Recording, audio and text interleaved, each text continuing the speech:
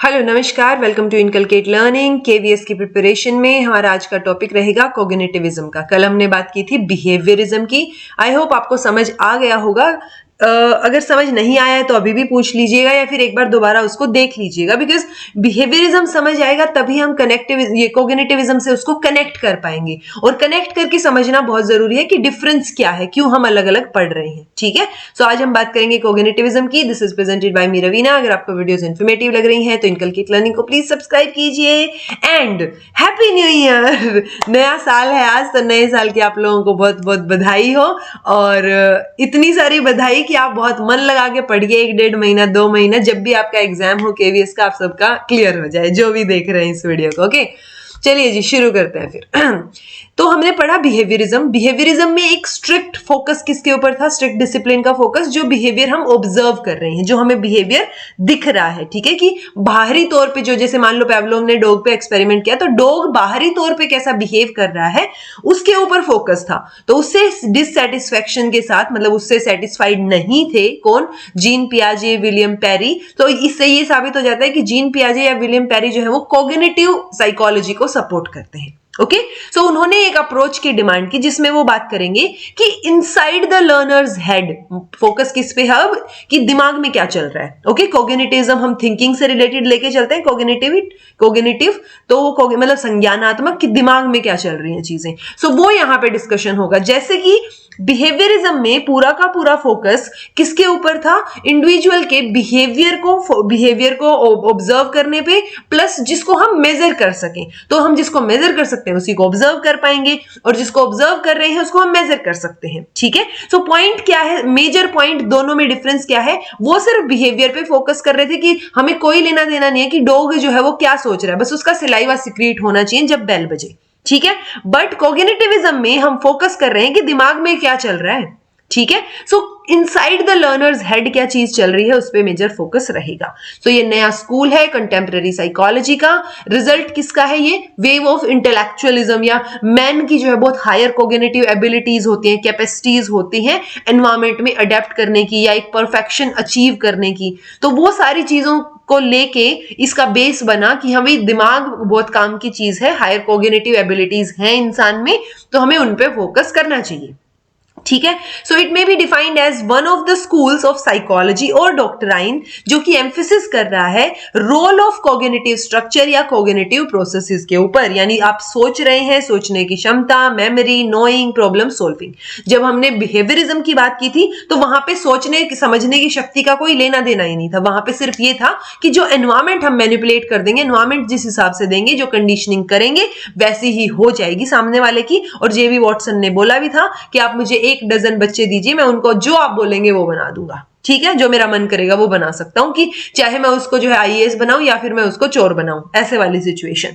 सो वही चीज है, बट यहां पे उल्टा है उसका। ये फोकस कर रहे हैं कॉग्निटिव स्ट्रक्चर पे। यानी वहां पे जब हम टीचिंग मेथोडोलॉजी पढ़ रहे थे तो हम क्या कह रहे थे कि प्रैक्टिस, ड्रिल, ठीक है, इन सब चीजों के ऊपर फोकस करना है हमें। बट यहां पे फोकस किसके ऊपर रहेगा? सोचने समझने वाली चीजों पे, यानी प्रॉब्लम सॉल्विंग पे, कैसे सोचना है, कैसे मेमोरी, नोइंग, ठीक है, तो उनके ऊपर फोकस रहेगा। In ones learning and behaving in one or the other way. तो आप कैसे इन सब चीजों का, जो कॉग्निटिव स्ट्रक्चर है या कॉग्निटिव प्रोसेस का क्या रोल रहेगा आपके बिहेवियर में या आपकी लर्निंग में, वो फोकस किसका है? कॉग्निटिविज्म का है। ठीक है, the underlying concept of cognitivism tries to convey that how we think and gain knowledge for our needed adjustment, development and progress in our life, which means कि हम कैसे, कॉग्निटिविज्म किस कॉन्सेप्ट को फोकस में लाना चाह रहा है कि हम कैसे सोचते हैं, कैसे नॉलेज को ग्रैब करते हैं, कैसे एडजस्ट करते हैं चीजों में, कैसे डेवलपमेंट या प्रोग्रेस हमारी लाइफ में हो रहा है।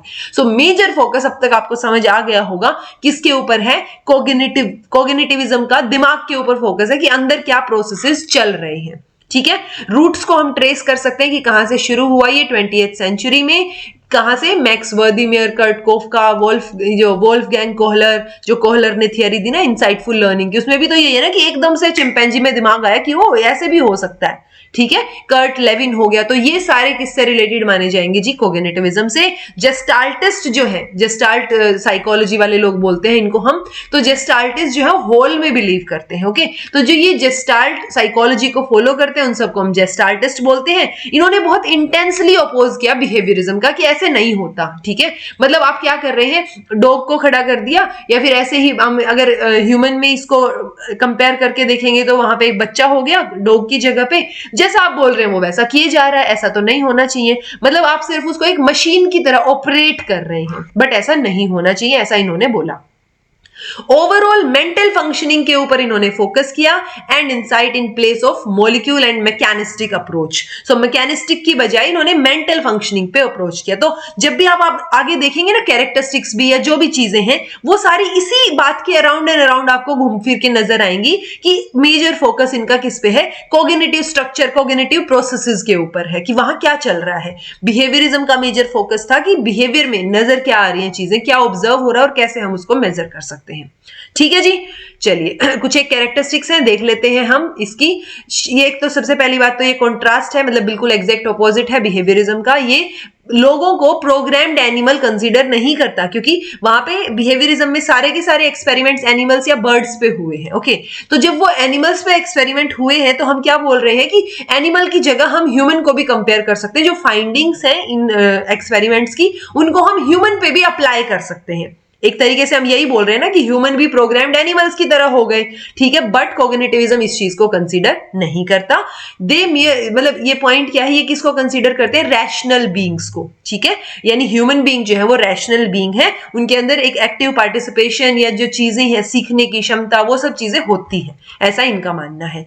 बिहेवियरिज्म की तरह ऑब्जर्व ये भी कर रहे हैं, ऑब्जर्वेशन पे फोकस इनका भी है, बट ये क्या ऑब्जर्व कर रहे हैं कि दिमाग में क्या चल रहा है। वो क्या ऑब्जर्व कर रहे थे कि बिहेवियर में क्या शो हो रहा है। ठीक है, सो ये बिहेवियर में जो चेंजेस हैं उनको फोकस कर रहे हैं, बट वो किसकी वजह से आ रहे हैं? वो दिमाग की वजह से आ रहे हैं। लर्नर के हेड में कुछ ना कुछ चल रहा है। सो उसका जो कॉज है ना पीछे का, कि जो बिहेवियर में नजर आ रहा है उसका रीजन क्या है, दिमाग में क्या चल रहा है। सो वो दोनों चीजों पे फोकस कर रहे हैं। बिहेवियरिज्म सिर्फ एनवायरमेंट के ऊपर, कि एनवायरमेंट ही सब कुछ है, और बिहेवियरिज्म में हम सिर्फ उसके बिहेवियर को ऑब्जर्व और मेजर कर रहे थे।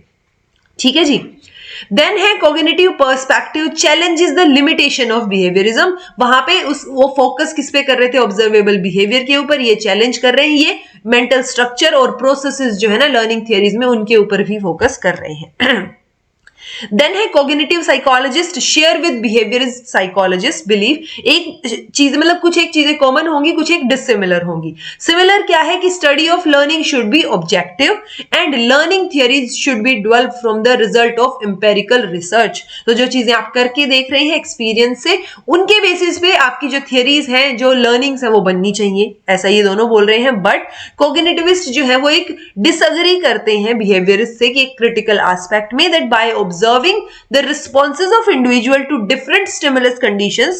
मतलब हम ऑब्जर्व तो इसमें भी कर रहे हैं ना, तो इनमें ऑब्जर्व का क्या मतलब है? दैट कि हम ये देखना चाह रहे हैं कि जो उन्होंने सीखा है ना उस कंडीशन में, उस सिचुएशन में, उस स्टिमुलस की वजह से, उसका क्या इन्फ्रेंस निकाल के लाते हैं वो। ओके, यानी उनके इंटरनली क्या क्या चीजें चल रही होती है और इंटरनल कॉग्निटिव प्रोसेस में क्या क्या रिस्पॉन्सेज प्रोड्यूस हो रहे हैं। देन जी मेन थीम, एक और चीज आप याद रखेंगे जहां से मे भी बहुत डीप में आए तो क्वेश्चन आ सकता है। जब कॉग्निटिविज्म की बात आएगी तो उसको व्हाइट बॉक्स थियरी बोलते हैं, और जब बिहेवियरिज्म की बात आएगी तो उसको black box theory. Okay, so main theme जो है वो क्या है इसकी? कॉग्निटिव रिवॉल्यूशन, जिसको व्हाइट बॉक्स थियरी बोलेंगे, जो क्या बोलते हैं कि इंटरनल प्रोसेसेस जो है वो है are the subject matter of psychology. कि पढ़ने वाली चीज, सोचने वाली, या साइकोलॉजी में जो चीजें पढ़ेंगे वो इंटरनल प्रोसेसेस है, उस पर फोकस कर रहे हैं, इसलिए इसको व्हाइट बॉक्स बोल रहे हैं। कॉन्ट्रास्ट किसका है? बिहेवियरिज्म को ब्लैक बॉक्स बोल रहे हैं। ब्लैक बॉक्स का मतलब क्या है कि हम मियरली बिहेवियरिस्ट क्या कर रहे हैं, वो कंसर्न है कि रिस्पॉन्स क्या निकल के आ रहा है। ठीक है, किसी भी सिचुएशन में उनको कोई लेना देना नहीं है कि दिमाग में क्या चल रहा है, सोच क्या रहे हैं, कॉग्निटिव स्ट्रक्चर, प्रोसेसेस, ये सब क्या है। तो वो ब्लैक बॉक्स थियरी है कि वो सिर्फ ऊपर ऊपर से ये देखना चाह रहे हैं कि आउटपुट क्या निकल के आया, रिस्पॉन्स क्या निकल के आया जो हमने स्टिमुलस दिया था उसका। ठीक है, सो दिस ये, और इन्होंने कुछ चीजें कंसीडर भी नहीं की। इन्होंने ये कंसीडर नहीं किया कि जो स्टिमुलस है उसकी वजह से जो रिस्पॉन्स आ रहा है उसका कारण क्या है। ठीक है, तो वो एक अनएक्सप्लोर्ड एलिमेंट है, इसलिए उसको हम ब्लैक बॉक्स बोल रहे हैं। ओके, तो ब्लैक बॉक्स और व्हाइट बॉक्स याद रखिएगा। देन है जी कॉग्निटिव साइकोलॉजी स्टडी, क्या स्टडी करती है? व्यक्ति के thinking, memory, language development, perception, imagery या फिर जो और मेंटल प्रोसेसेस हैं, चाहे वो इंसाइट हो। इंसाइटफुल लर्निंग में क्या है कि सडनली आपको बिल्कुल ऐसे एनलाइटनमेंट प्राप्त हो गया कि ऐसे होगी ये सिचुएशन, ऐसे काम कर सकते हैं हम इसमें, ओके। तो वो इंसाइट हो गया, क्रिएटिविटी होगी, प्रॉब्लम सॉल्विंग हो गई। अब ये जो चीजें हैं जिन पे ये काम कर रहे हैं, इन्हीं से आप खुद इंटरप्रेट कर सकते हैं कि टीचिंग मेथड्स किस तरीके के होने चाहिए, ओके। सो आपको ये जब आप कंपेयर करेंगे ना, एक बार हम जब कंस्ट्रक्टिविस्ट भी पढ़ लेंगे, तो आपके सामने कोई चीज आएगी तो आप खुद सोचने में इतने क्षमता आप में होनी चाहिए, आप काबिल होने चाहिए ये तीनों वीडियोस, ये तीनों क्लासेस देख के कि बिहेवियरिज्म, कॉग्निटिविज्म और कंस्ट्रक्टिविज्म में से अगर कोई टीचिंग मेथड दे रखा है तो वो किस में फिट बैठ रहा है, ठीक है। मान लो अगर ये बोला जा रहा है कि टीचर जो है वो बच्चों को 2 का पहाड़ा याद करवा रहा है, ओके, जो टेबल्स है वो याद करवा रहा है टीचर, तो वो जो टीचर कर रहा है वो किस में, मतलब कौन सा मेथड है उनका, ओके। सो उनका मेथड क्या है? बिहेवियरिज्म में जा रहा है, क्योंकि उनको कुछ करना ही नहीं है, बच्चों को जो टीचर बोल रहा है पीछे पीछे रिपीट करना है, दैट्स इट, कुछ नहीं करना, ठीक है। या फिर वो मेमोरी में इंक्लूड हो गए, यहां पे इंक्लूड हो जाएगा। सो वो आपको क्या है, कोई भी जो आपको पूरा सिनेरियो दिया हुआ हो ना क्वेश्चन में, अगर कभी पूछा जाए तो वो टीचिंग मेथड आपको समझ आना चाहिए कि कॉग्निटिविज्म में वो फोकस कर रहे हैं, थिंकिंग, मेमोरी, लैंग्वेज डेवलपमेंट, इन पे फोकस कर रहे हैं, और उसके अंदर सिर्फ कंडीशनिंग की जा रही है, सिर्फ एनवायरमेंट पे फोकस किया जा रहा है, ओके। देन आता है जी नेक्स्ट, कॉग्निटिव साइकोलॉजिस्ट जो है वो टोटली ऑपोजिट है किसके? स्टिमुलस रिस्पॉन्स अप्रोच के, जो कि बिहेवियरिस्ट ने अप्रोच फॉलो किया था। ये बोल रहे हैं कि human mind does not accept the information from its environment in exact form, की जैसे कुत्ते को जो डॉग पे एक्सपेरिमेंट किया था, जैसे उसने किया वो सब चीजें जो है वो सिर्फ एनवायरमेंट की वजह से नहीं होती। मतलब ये बोल रहे हैं कि सिर्फ एनवायरमेंट की वजह से डॉग ने वैसे बिहेव नहीं किया कि जो हमने सिचुएशन उसको दी उसने एग्जैक्टली वही इंफॉर्मेशन, वही चीजें कर ली, ओके। वो एक स्टाइल होता है, एक फॉर्म होता है जो हम कन्वे करते हैं। कैसे होगा वो कन्वे? पहले वो जो इंफॉर्मेशन दिमाग में गई है वो उसको कंपेयर करेंगे, रीस्टोर करेंगे उसको माइंड में। जैसे पियाजे ने भी बोली ये चीज, तो जैसे स्कीमाज की बात की कि पहले कौन सा स्कीमा आपके अंदर बना हुआ है दिमाग में, सो उस बेसिस पे आप कंपेयर करेंगे जो आपकी प्रीवियस एग्जिस्टिंग नॉलेज है ना आपके दिमाग में, जो ऑलरेडी एग्जिस्टिंग नॉलेज है, उससे आप कंपेयर करेंगे पहले, ठीक है। फिर आप एनालाइज करेंगे उसको, ठीक है। देन आएगा ये, then enlarged and given a quite new form. तब आपको समझ आएगा कि कंपैरिजन वाले में क्या डिफरेंस है, कैसे आप उसको ग्रैब कर सकते हैं। सो फाइनली फिर उसका इंटरप्रिटेशन निकालेगा जो इंसान है वो, और फिर उसको जरूरत के टाइम पे उसको यूज करेगा। सो इनका क्या कहना है कॉग्निटिव साइकोलॉजिस्ट का, कि जो एग्जैक्टली आप एनवायरमेंट से इंफॉर्मेशन देना चाह रहे हैं ना, वो एग्जैक्टली आपने दी है, वो एग्जैक्टली रिसीव नहीं होती, ठीक है। उसका एक प्रोसेस होता है जो प्रोसेस इन्होंने बताया। देन है जी कॉग्निटिव साइकोलॉजी जो है वो एक systems view point two explain the behavioural mechanism in this system whatever is conveyed through stimulus in the environment is the input. तो जो भी आप दे रहे हैं स्टिमुलाई वो इनपुट है, जो ह्यूमन माइंड में चल रहा है ना वो प्रोसेस है, और जो आपको आउटपुट जो रिस्पॉन्स दिख रहा है वो क्या है? आउटपुट है। बट जो बिहेवियरिस्ट थे उन्होंने सिर्फ इतना कहा कि एक स्टिमुलस दिया और रिस्पॉन्स मिल गया। वो जो बीच का प्रोसेस वाला पार्ट है ना कि ह्यूमन माइंड में क्या चल रहा है, वो कौन बात कर रहा है? वो कॉग्निटिविज्म बात कर रहा है, ठीक है। तो कॉग्निटिव साइकोलॉजी जो है वो पूरा जो स्टिमुलस से रिस्पॉन्स तक का एस्पेक्ट था ना, मैकेनिज्म था बिहेवियरिस्टिक अप्रोच का, उसको एक्सप्लेन कर रहे हैं कि भाई पहले इनपुट देंगे आप, जो चीज आपने स्टिमुलस दिया है, फिर ह्यूमन माइंड में एक पूरा का पूरा प्रोसेस चलेगा, एंड देन जाके आपको एक रिस्पॉन्स और आउटपुट देखने को मिलेगा, ठीक है। सेंट्रल इश्यू क्या है? इंटरेस्ट जो कॉग्निटिव साइकोलॉजिस्ट का है वो सिर्फ इतना सा है कि ह्यूमन माइंड में चल क्या रहा है, ठीक है। सो ये इन चीजों के आंसर निकालने के लिए वो फिर उन्होंने मेंटल स्ट्रक्चर है, स्कीमास है, उन सब के ऊपर बातचीत की है, ठीक है जी। सो थियोरेटिकल अजम्पशन क्या है कॉग्निटिव साइकोलॉजी में? It tend to instructional systems a hand in design. तो पॉइंट क्या है? शॉर्ट टर्म ये रिड्यूस कर देता है। जो मान लो आप निमोनिक्स से याद करवा रहे हैं बच्चों को ना कुछ चीजें, तो वो शॉर्ट टर्म मेमोरी मतलब वर्कलोड को रिड्यूस कर दिया, ठीक है। शॉर्ट टर्म मेमोरी या रिहर्सल स्ट्रेटजीज हो गई कि आप इंफॉर्मेशन को दिमाग में मेंटेन कैसे करके रखेंगे, ओके। तो ये थोड़ा सा तरीका बता रखा है इन्होंने कि आप कैसे जो है नॉलेज जो है लर्नर में एक्वायर होगी, क्या क्या चीजों का आप यूज कर सकते हैं। जैसे वहां पे बिहेवियरिज्म से रिलेटेड थियरीज थी, वैसे ही कॉग्निटिव थियरीज हैं जिनमें हम किस किस को मानते हैं। एक तो जेस्टाल्ट थियरी होगी जो इनसाइटफुल लर्निंग है, चिंपैंजी वाली जो मैंने करवा रखी है, आपने देखी होगी, नहीं देखी है तो देख लीजिएगा। लर्निंग थियरीज नाम से प्लेलिस्ट है, उसमें आपको सारी थियरीज मिल जाएंगी, चाहे वो बिहेवियरिस्ट हो या फिर ये कॉग्निटिविस्ट हो।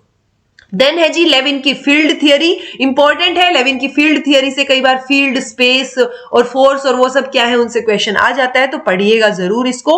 टॉलमैन की साइन लर्निंग थियरी और एक इंफॉर्मेशन प्रोसेसिंग थियरीज। तो मैंने ये इंफॉर्मेशन प्रोसेसिंग थियरीज नहीं करवा रखी हैं, टाइम मिला तो मैं इनको करवा दूंगी, बट आपको इतना पता होना चाहिए कि ये थियरीज कॉग्निटिविज्म के अंडर आती है। ठीक है, अब आते हैं अपने मेजर सिलेबस पे, जो पूछा गया है टीचर का क्या रोल रहेगा। सो हमने देखा था कि बिहेवियरिज्म में टीचर का क्या रोल था, एनवायरमेंट को मैनिपुलेट करना। यहां पे टीचर का क्या रोल है, गाइड करना बच्चे को ना, कि कैसे प्रॉब्लम को सोल्व करना है। ठीक है, यानी वो अपने मेंटल कैपेसिटीज को यूज करते हुए कैसे प्रॉब्लम को सोल्व करेंगे। तो डिस्कवरी लर्निंग एक तरीके से वो भी इसमें ही आ जाएगा, टीचर के रोल वाले में ही। Teacher is to facilitate discovery, तो बेसिकली टीचर का काम अब सिर्फ फैसिलिटेटर का और एक तरीके से गाइड करने का काम है। ओके, यहां पे टीचर का काम वो नहीं है कि वो आपको बार बार प्रैक्टिस करवाए और रटवाए चीजों को, तो वो चीजें यहां देखने को नहीं मिलेंगी।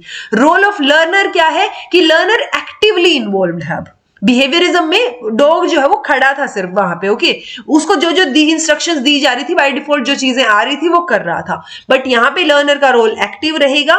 वो जो प्रोसेस, मतलब जो इंफॉर्मेशन आपके दिमाग में गई है इनपुट की तरह, उसको प्रोसेस करने का जो काम है वो लर्नर का रहेगा। उसमें क्या क्या एरियाज आ जाएंगे, knowledge, memory, thinking, problem solving, ये जो है डेवलपमेंट के एरियाज लर्नर के रोल में आ जाएंगे। नेचर क्या रहेगा, ऑब्वियसली कंपैरेटिवली कॉर्डियल रहेगा नेचर, उसके कंपैरिजन में वहां पे तो टीचर सेंटर्ड थी सारी चीजें, यहां पे टीचर सेंटर्ड नहीं है सारी चीजें। टीचिंग मेथड्स कैसे होंगे, डेफिनेटली जो ड्रिल हम करवा रहे थे, प्रैक्टिस हम करवा रहे थे, वो सारी चीजें यहां नहीं होंगी। मतलब वो चीजें कुछ हद तक हैं, यहां पे हम बोल सकते हैं कॉग्निटिविस्ट जो है वो अलाउ करते हैं कि स्किल या ड्रिल वगैरह की एक्सरसाइजेज या मेमोराइजेशन जब आप करते हैं वो चीजें आप कर सकते हैं, बट उसमें स्टूडेंट एक्टिवली इन्वॉल्व होना चाहिए कि कैसे चीजों को एसिमिलेट और अकोमोडेट करना है। ठीक है, एसिमिलेशन, अकोमोडेशन, पियाजे की थियरी में पढ़ा हुआ है हमने कि कॉग्निटिव डेवलपमेंट के दौरान पियाजे ने स्कीमा, एसिमिलेशन, अकोमोडेशन, ये सब चीजों की बात की है। क्लासरूम का एनवायरमेंट कंपैरेटिवली डेमोक्रेटिक होगा क्योंकि यहां पे बच्चा खुद भी इन्वॉल्व्ड है। ओके, तो डिसिप्लिन जो है वो उतना स्ट्रिक्ट डिसिप्लिन क्लास में देखने को नहीं मिलेगा जितना बिहेवियरिज्म में था, क्योंकि यहां पे बच्चा खुद इन्वॉल्व्ड है, एक्टिवली सीख रहा है चीजों को। ठीक है, सो कंप्लीट रिस्पॉन्सिबिलिटी नहीं है टीचर की। टीचर जो है यहां पे एक फैसिलिटेटर का काम करेगा, जहां पे बच्चे को दिक्कत आए, समझ नहीं आए क्या चीजें करनी चाहिए, सो वहां पे जो है टीचर का काम गाइड का रहेगा। ठीक है जी, ये हो गया हमारा कॉग्निटिविज्म का टॉपिक। कुछ समझ नहीं आया हो तो कमेंट करके पूछ लीजिएगा, समझ आ गया है तो कमेंट करके बता दीजिएगा। इनकलकेट लर्निंग को सब्सक्राइब कर दीजिएगा फॉर फ्री क्वालिटी कंटेंट।